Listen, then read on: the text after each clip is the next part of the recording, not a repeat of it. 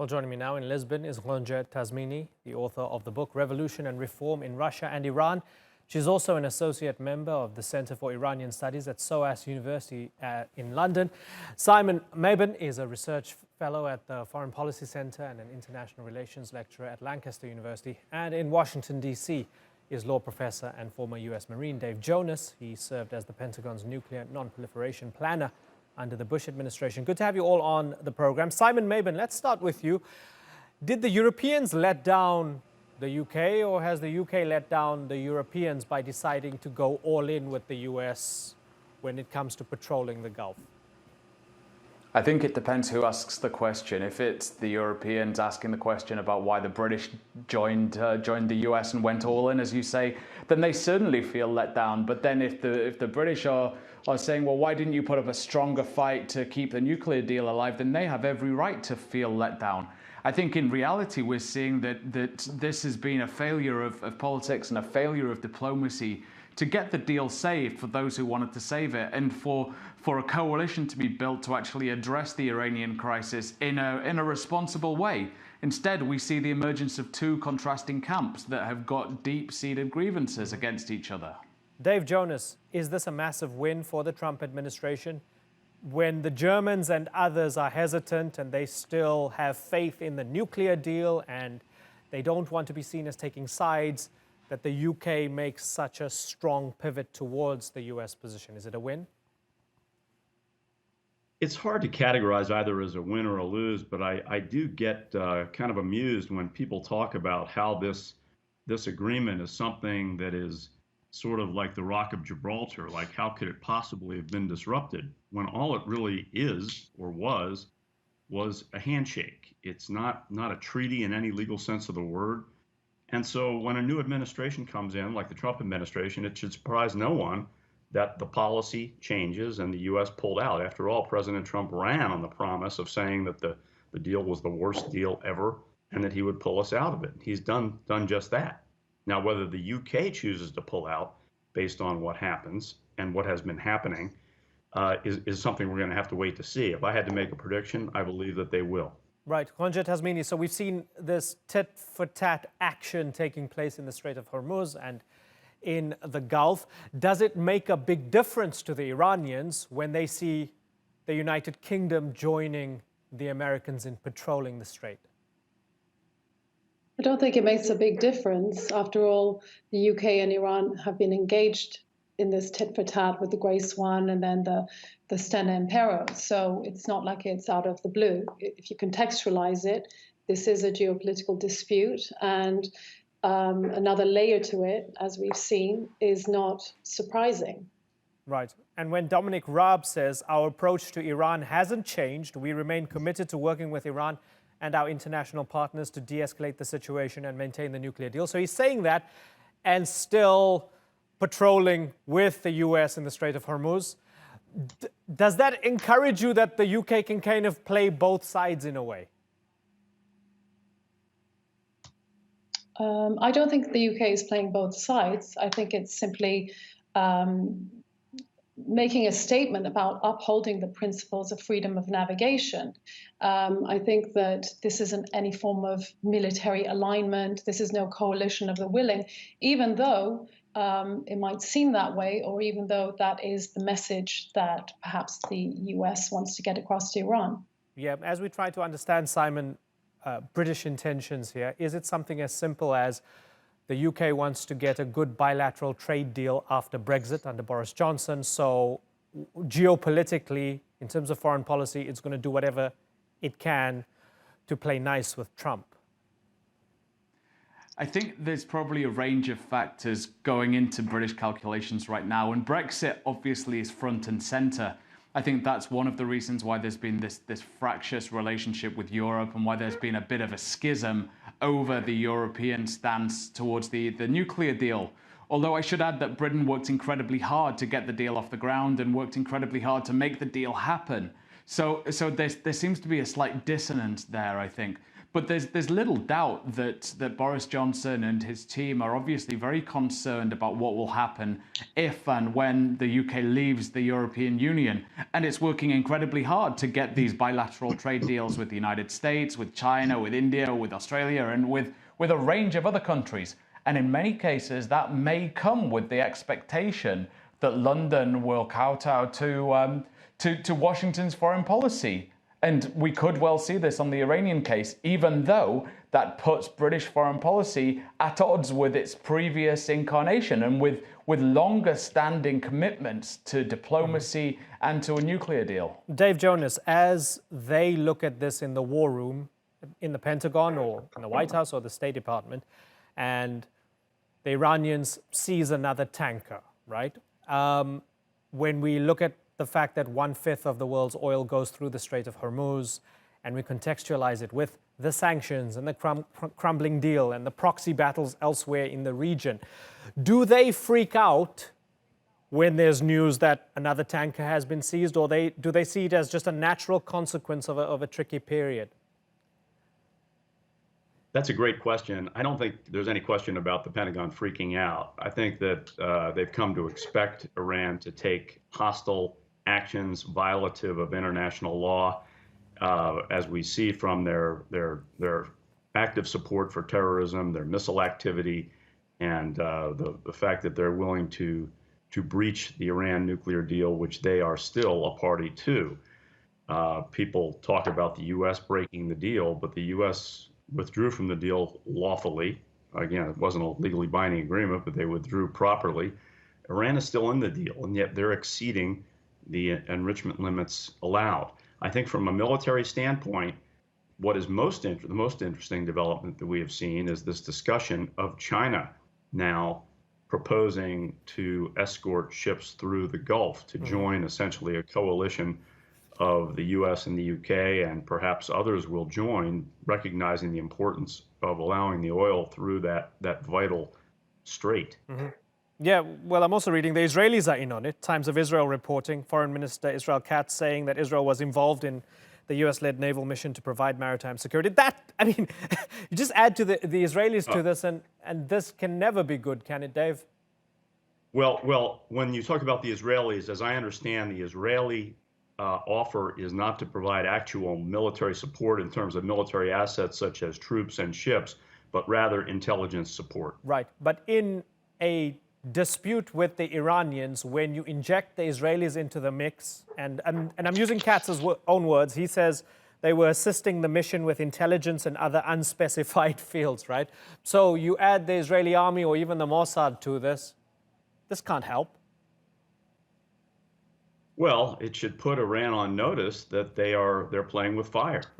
That's interesting. Ghoncheh Tazmini, the Iranians, the conventional wisdom seems to be that the Iranians are threatening to choke the Strait of Hormuz and disrupt global oil supply, oil markets, the global economy, if pushed too far.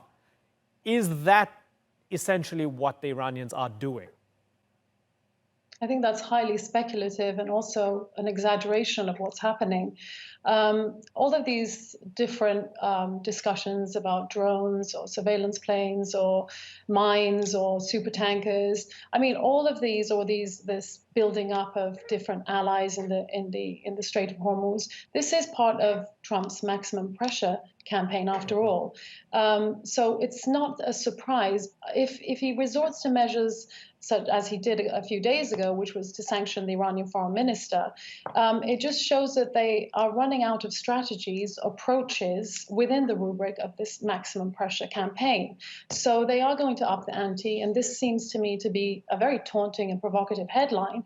But within the scope of the general strategy, it's not surprising. Now, whether it will yield any results remains to be seen, and it's from what we've seen, the pattern of how Iran has become more defiant, everything suggests that Iran will continue with this tit-for-tat, eye-for-an-eye approach in a very measured, calculated way. I mean, typical of Iran is that it does calculate its measures, and it hasn't done anything exaggerated, given the scenario at the moment. Dave, do you believe that the Iranians are being measured? Well, I do think that they try to, I agree with my colleague that they try to keep their actions just under the wire in terms of what would result in a military response from the United States. I think in that regard, that shooting down a U.S. unmanned drone was about as close as you can get. And indeed, President Trump had dispatched a unit to conduct a military strike, but called it back at the last minute. Now, that may well have been calculated to send a message to Iran that you're getting very close to getting hit, but yet Iran continues to do what it's doing, right, and conduct risky actions. Right. So, Simon, the UK is ready and willing to join this US-led international maritime security mission, as they call it. But is it willing to have this spiral out of control and go to war with the US against the Iranians? Well, Boris Johnson certainly said in the past that he's not willing to go to war, that he will not let British troops go to war with Iran. He will not follow Washington into a conflict. But of course, he said a lot of things, and it remains to be seen whether he will stick to his word on this one or whether there'll be a change of policy. But I don't think that there's any real appetite in the United Kingdom to go to war with Iran. Of course, there are tensions, and of course, there are a number of serious political issues. But I certainly don't think that there is an appetite for conflict. And a conflict in the Gulf would be absolutely devastating for a whole host of reasons. It would be devastating for the global economy. It would be devastating for the people of the region. And they would be the ones paying the heaviest of prices. So I would certainly say that people in the UK are not wanting to go to war with Iran. And there would be a great deal of public pressure, much like we saw in 2003 with the protests against the Iraq war. There would be a similar expression of pressure and public outrage if it seemed like the UK would be going to war with Iran. Okay, Simon Mabon, thanks ever so much for your thoughts. We're going to say goodbye to Simon Mabon now and bring in Iranian affairs analyst Seyed Mostafa Khoshcheshm from Tehran. Good to have you back on the show, Mr. Khoshcheshm. Is Iran the provoker or the provoked in this conflict? Yeah, hello and thanks for having me. Well, it's no secret that Iran was in full compliance with the nuclear deal, and this has been, confirmed by over a dozen IAEA reports. Even people in Europe, across the world, even in the US, they have all been stressing that Iran has been in compliance with the deal. So it was the US that dropped the nuclear deal, reimposed the sanctions, and started escalating tensions. Also, it requested its ally, the UK, to seize the Iranian ship, and they are escalating the situation in order to force Iran into the talks and to give more concessions. So Iran showed a year of tolerance, actually, until 3-4 months ago, in order to see if Europeans would comply with their undertakings. After that, when it came to the conclusion that nothing is going to happen with regard to receiving its promised merits under the nuclear deal, it shifted its policy to reciprocate the pressures that have been being placed on Iran with reciprocal moves. And Iran has not been doing anything beyond that. Like, if they have taken an Iranian ship, then Iran has not gone for 20 ships. It's not been on the offensive. Also, Iran has been reciprocating each and every move with a similar one to make the West, especially the United States, understand that they cannot do the hit and run anymore. If they place pressure on Tehran, they should pay the costs. Okay, so Dave Jonas, we've had a timeline laid out for us from Tehran with a perspective that says cause and effect. And you take an Iranian tanker in Gibraltar, the Iranians will take a British-flagged tanker such as the Stena Impero. Cause and effect, tit for tat. Does that make sense to you, Dave?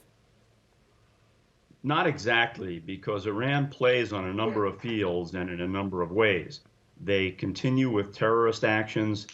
Some tankers were torpedoed in the Gulf, and while Iran has obviously not admitted to that, they are the most likely suspect. Again, they've shot down a U.S. drone over international airspace, which is violative of international law. So Iran, from our perspective, from my perspective, seems to be the provocateur. Mostafa Khoshcheshm?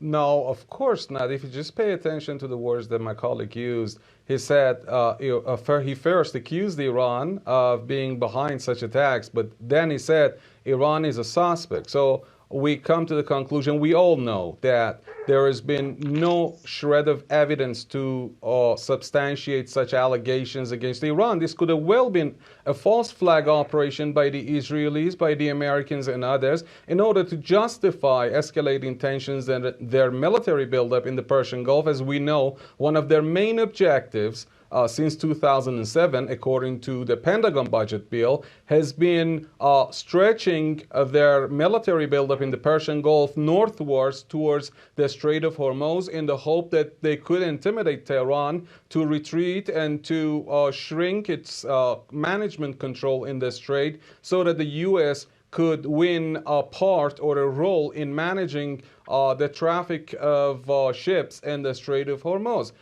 There has been no, evidence, anything at all, to prove that Iran is on the offensive. On the contrary, what Iran wants is very rationally and wisely, it says, okay, I've been in compliance, I've paid my dues, I have done everything, now it's my time to receive what I've been promised, the merits under the nuclear deal. If it ruins the nuclear deal, it would not receive anything and all the concessions it is given would be gone. Right. So what Iran wants is making the US and others understand that they need to pay their dues and they cannot intimidate Tehran anymore. Okay, and we're going to get a response from Dave in a minute, but I wonder, Ghoncheh, if we set aside the battlegrounds of Yemen, the battlegrounds of Syria, for example, let's put that away for the moment.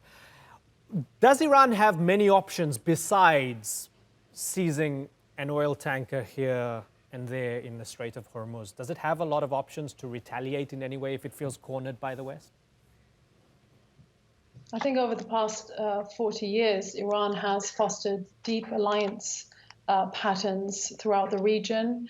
It's provided all sorts of support for different militias that are fighting their own causes, which Iran supports. In this so-called arc of resistance, it's again premised on the revolutionary ideology, the discourse of fighting imperialism, fighting colonialism, and foreign encroachment. So this is very well entrenched in the region. One of the things that's interesting is that everybody talks about the potential aftermath of any sort of military confrontation with Iran. The question is, if Iran did not have these proxies or surrogates, as we call them, then the question is, would it not have been attacked by now? So it seems that this is part and parcel of Iran's security strategy because it has a sense of isolation, of strategic solitude. Okay, that's a good point. So, Dave, Jonas, I wonder, is the United States cautious? Are the Europeans cautious? Are others cautious precisely because the Iranians can retaliate in places that are not direct? So whether it's with Hezbollah or supporting Assad or supporting the Houthis and so on, and that's why this is such a very narrow and difficult needle to thread. That's a great question, and I think the question answers itself in that Iran has used proxies and terrorist activities and the launching of missiles and other illegal activities to respond. In other words, no one expects a direct military response from Iran. It would be something along the lines of terrorist activity. And let me just say that regarding my Iranian colleagues' comments earlier, that it's a bit rich to hear that we should trust Iran. Remember that Iran, for 20 years, as a member of the legally binding Nuclear Non-Proliferation Treaty, and which had a legally binding safeguards agreement with the International Atomic Energy Agency, cheated for 20 years and was never in compliance by having secret nuclear facilities that were not declared in violation of the safeguards agreement. Mostafa Khoshcheshm? Wrong, totally wrong. Because, first of all, if we take a look at the NIE report, that's the product of all the 16 intelligence bodies of the United States in two reports in 2007, 2010, at the time of Obama and George W. Bush. They stressed that Iran has not been cheating anyone and has not been moving towards a military nuclear capability. Also, when Mr. al-Baradei headed the IAEA, he stressed in several statements that all the ambiguities have been reported and clarified. Also, on the eve of the nuclear deal, the IAEA stressed that the possible military dimension has been wrapped up, coming to the conclusion that Iran has not made any move towards a military nuclear capability. It's very unfortunate and sorry to hear these allegations after the world body, the nuclear watchdog, has been stressing that Iran has never made a move towards nuclear military capability. Also, what my colleague said about the safeguard agreements, it's a very interesting point, because when Iran was not a signatory of the new version of 3.1 safeguard agreement, it was requested to comply with the contents of this new 3.1 safeguards, while Iran was in full compliance with the old version, like many other states that had not endorsed the new version. But on the eve of the nuclear deal, Iran also endorsed this new version, and it has always been in full compliance, and there is not a big deal about, as far as the differences between the new version and the old version is concerned, there is nothing in there, and Iran has been always in compliance with it. If we had enough time, I would elaborate on the contents, but I want to get a response from Dave. that Iran has never, ever violated the contents. Okay, Dave? Is Mostafa Khoshcheshm cherry-picking his history, or does he have a point?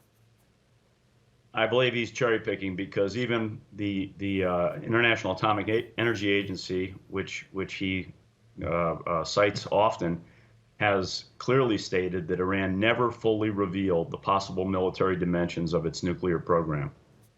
Okay, so Ghoncheh Tazmini, we look at the sanctions, we look at the crumbling Iran nuclear deal, we look at the situation of the tit-for-tat happening in the Strait of Hormuz, the proxy battles across the region. The simple question is, putting all of these things together, are we heading towards a military confrontation? I think that if we were going to head towards military confrontation, there was already a perfect window, which was after Iran shot down the $200 million surveillance drone with an Iranian-made surface-to-air missile, allegedly in the vicinity of $20,000, $30,000. That was a perfect window for Trump to ratchet up militarily, and he didn't. There must have been a reason for that, a military reason, some sort of rationale. So I don't think that that's where we're headed. I think what we've seen is just the fortification of both the hardline narrative in Iran and the neocon stance in Washington. And really, this whole maritime circus has only yielded a deeper rift. And I don't see any sort of constructive engagement if we continue along this line. Maritime circus, interesting way of putting it. Okay, Ghoncheh Tazmini, Dave Jonas and Mostafa Khoshcheshm, we're out of time. Thank you. But I do thank you all for joining us here on the News. Thank you very much. Thank you very much. Thank you.